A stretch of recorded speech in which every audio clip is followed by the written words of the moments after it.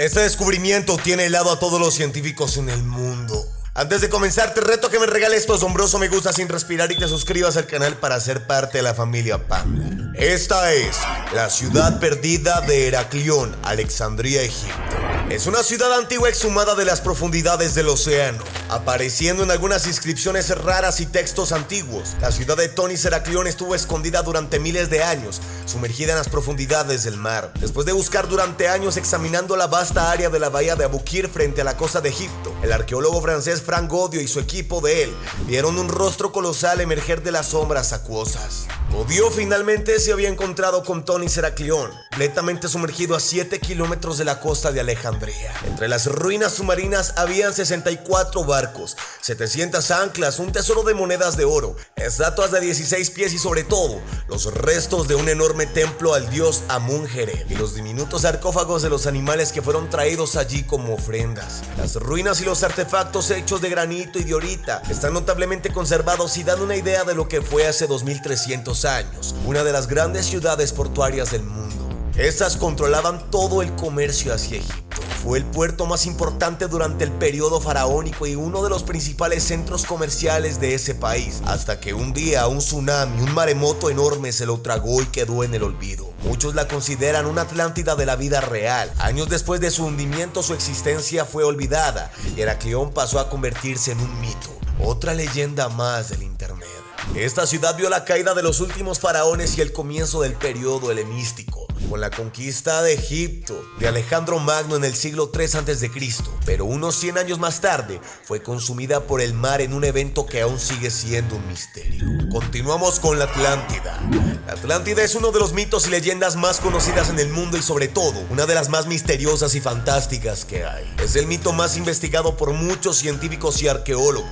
Esta es una isla mítica que es mencionada y descrita en los textos del gran filósofo griego Platón. En dichas escrituras, él menciona que la isla es una potencia militar que existió 9000 años antes de su época. Platón menciona que la Atlántida era un continente, en la actualidad una gran ciudad que estaba muy avanzada en cuanto a su tecnología, espiritualidad y sobre todo sabiduría. Su origen en los diálogos de Platón menciona que su discípulo de nombre Critias escuchó la historia de una mítica ciudad de nombre Atlántida. Esa historia se la había contado a su abuelo desde muy pequeño. El rumor de una enorme ciudad provenía de Egipto, donde los mismos sacerdotes hablaban de este tema. Se decía que tenía un gran ejército y se practicaban las artes misteriosas. El abuelo de Critias había escuchado esta misma historia de un político de Atenas de nombre Solón y este a su vez la había escuchado por los sacerdotes egipcios de la ciudad de Sais, que se situaba a las orillas del río Nilo. Los sacerdotes sabían de Egipto, además de que existía una ciudad de grandes dimensiones y que tenía un gran poder para conquistar un reino. ¿Será que ellos igualmente escucharon esta historia de otras personas? Platón describe a la Atlántida como una ciudad de grandes dimensiones con llanuras y que está rodeada de montañas.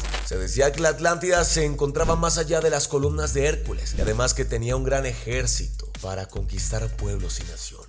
Se le dio el nombre de Atlántida por el primer rey Atlas. Ese era uno de los hijos del gran dios Poseidón. Al mar donde estaba esta mítica ciudad se le dio el nombre de Atlántico. La ciudad estaba llena de recursos infinitos, desde minerales, madera ilimitada, peces y una amplia gama de animales y flora. Cada reino de la Atlántida formaba una confederación gobernada y estas hacían cumplir las leyes que estaban descritas en una gran columna de oricalco. Esas reuniones se hacían en el templo del gran Poseidón. La ley más importante de las Atlantes menciona que los reyes de cada ciudad no debían de pelear entre sí, se debían ayudar los unos con los otros. Una vez, estas reuniones se hacían cada 5 o 6 años y los reyes que no cumplían las reglas los castigaban. Los reyes atlantianos cambiaron los valores de justicia y valor por soberbia y ambición por conquistar otras ciudades. Los dioses, al saber esto, convocaron una reunión para decidir el castigo que recibiría esta ciudad por la soberbia de sus gobernantes. Los dioses decidieron que el océano fuera el que devorara la ciudad de la Atlántida por una gran tormenta que duró aproximadamente un día y una noche, según escribió Platón. Además, esta increíble ciudad tenía una enorme acrópolis que estaba rodeada de círculos de agua, templos, palacios, puertos. Toda la ciudad estaba llena de agua para que los intrusos no entraran a ella. La descripción tan detallada de la Atlántida y de su historia llevó a muchos investigadores a proponer varias teorías, pero en el año de 1882 aparecería una obra que en la actualidad tendría más de 80 reediciones y que transformó a la Atlántida en un mito que ha perdurado. El nombre del libro es la Atlántida del mundo entre el diluvio. En este libro se menciona que la Atlántida era el Edén, los jardines de Hespérides, los campos elíseos, el monte Olimpo, el Asgaro, el Avalón de Edas. Además, menciona que varias culturas tomaron referencia de reliquias o adoración a ciertos dioses que venían de la Atlántida. El autor menciona que las culturas adoraban al sol y los atlántinos adoraban al rey sol. Si bien todas las conclusiones del autor Donnelly fueron desacreditadas por haber estado basadas en información falsa, otros creen que esta información oculta puede que nunca llegue a descubrirse a ciencia exacta. Seguimos con el descubrimiento de un grupo de arqueólogos que encontraron la garra de un pájaro. Esto ocurrió en una cueva en Nueva Zelanda. Los arqueólogos confirmaron a través de esta garra que se trataba de un pie de ave extinta moa que desapareció hace 800 años de la Tierra. Mira la oruga de Bagornot, la cual corta su propia madera y construye su propia cabaña a partir de los troncos de los árboles, que ella misma, a pesar de ser tan pequeña, logra cortar con sus débiles pinzas. ¿Sabías que cuando nos referimos al rey de la selva nos equivocamos? La forma correcta de nombrarlos es el rey de la sabana. ¿Cuándo has visto tú un león en el Amazonas? Mira este experimento muy raro. Un ratón fue puesto en la parte superior de un tarro lleno de granos. Estaba muy contento por haber encontrado tanta comida a su alrededor y ahora era feliz porque no necesitaba correr a buscar comida. Mientras disfrutaba de los granos, en unos días llegó al fondo del frasco. Ahora estaba atrapado. No podía salir y depende de alguien que le eche más granos para sobrevivir. No tiene opción de elegir, solo recibirá lo que decida su benefactor. Esto nos deja una lección muy importante. Si las cosas se están volviendo fáciles y te estás poniendo cómodo, te estás quedando atrapado en modo de supervivencia. Cuando no estás usando tu potencial, lo estás perdiendo. Si no tomas las medidas correctas en el momento adecuado, terminarás con lo que tienes y no estarás en condiciones de salir de la dependencia.